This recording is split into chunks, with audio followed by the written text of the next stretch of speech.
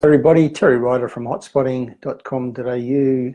I'll speak to you today about one of our most popular reports, and I think our best report. It's called the Price Predictor Index. We publish it quarterly, and in that report we chart sales activity across the nation, every town and city suburb we look at to see what the patterns are with sales, because we think that's a far better way of charting markets rather than measuring changes in median prices, which is what most of the research firms do and what the media loves to report.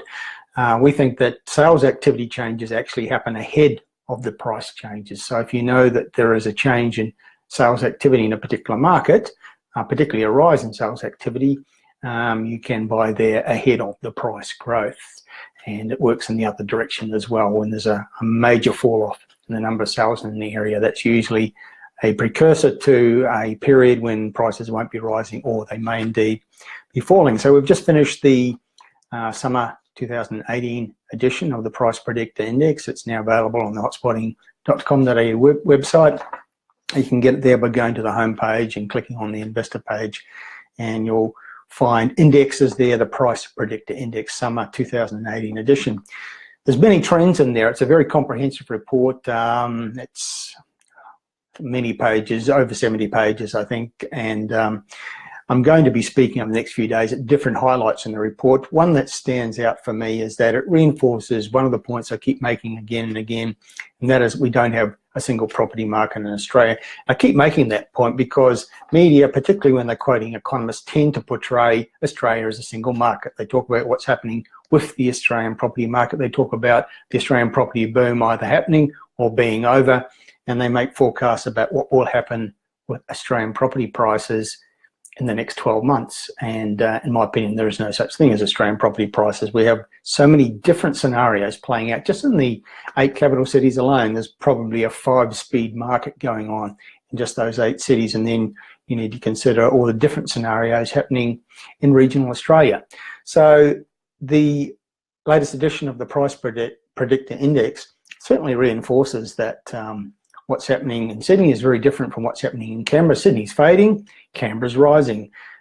Melbourne's past its peak, and we expect it to be winding down as we progress through 2018.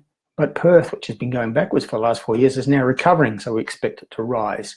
Then we have multiple scenarios playing out across regional Australia as well. Even within a single city, we can have lots of different scenarios, and in fact, even within a single local government area of a major city. As an example, what we found in our latest research for the Price Predictor Index is that within the Northern Beaches local government area of Sydney, we've found just one suburb where sales activity is growing. We found 9 plateau suburbs. These are markets where sales activity has peaked and leveled off below the peak levels. Those are plateau markets. The consistency markets, where there's just the same level of sales quarter after quarter over a period of years, those are very safe places to buy. And there's also a danger market, one where the sales levels have fallen off to the degree that we think it's a market to avoid. The city of Sydney, local government area, has 1 rising market, 8 plateau markets, 2 consistency ones, and 5 that we classify as danger markets, ones to avoid. And these are primarily markets dominated by apartments, where there's too many apartments, sales levels are falling off, and vacancy levels are starting to rise. Another factor that's portrayed by our quarterly surveys for the Price Predictor Index is the way that markets move in cycles, and that we never have a situation where everywhere in a metropolitan area is rising at the same time.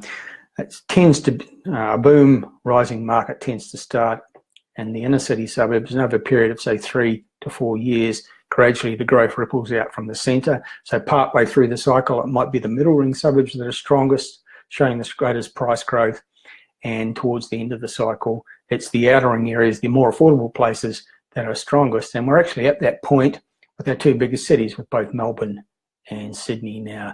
In Melbourne, the strongest precincts now are the Hume local government area in the northern suburbs of Melbourne, and the Wyndham City local government area down in the the far southwest heading towards Geelong. These are the strongest markets in terms of turnover and price growth now. And you know that when it's those sorts of places that are leading the market, that the cycle has almost reached its end for that city. In Sydney, equally, the really big standout market in this latest research, the one precinct that's still got a large number of growth suburbs, that's the Camden local government area, way down in the far southwest of the Sydney metropolitan area. We've charted sales volumes in the various market precincts in Melbourne. Just as an example, we found that the very upmarket suburbs like Hawthorn, they peaked late 2013, early 2014. Middle market areas like Blackburn and Clayton, they peaked sort of early 2015, while the outer ring locations such as Cranbourne, way down in the far southeastern outskirts of Melbourne, and Broadmeadows up in the north, they hit their high points last year during 2017. So different parts of the market are rising at different parts of the cycle, and again reinforces the many, many differences that we have in our markets across Australia, not only within Australia, but within a single city and within a single local government area in a city. So the key for property investors is to find those specific locations where the growth is starting to occur and buy ahead of the price rises. That's just one of the trends that's emerged from this latest edition of the Price Predictor Index. We're going to be talking in coming days about some of the other major trends that have come out of our latest research. So keep watching our Facebook page. I'll be talking again tomorrow and in coming days about other highlights of the Price Predictor Index. And if you'd like to get a copy of it, you can go to the hotspotting.com.au website, click on the investor on the menu at the top of the homepage, and it'll take you through to our suite of reports, and you'll find the Price Predictor there under indexes. That's it for now. Terry Ryder from hotspotting.com.au. I will speak to you again soon.